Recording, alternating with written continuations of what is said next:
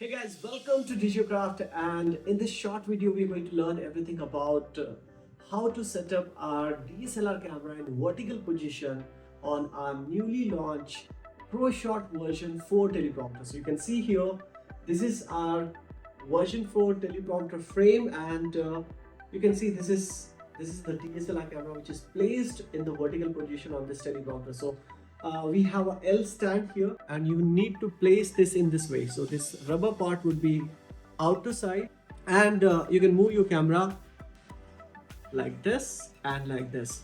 So if you want to make the center of this frame, then probably you need to fix it here. So use your screw and this silver ring like this, and fix it perfectly.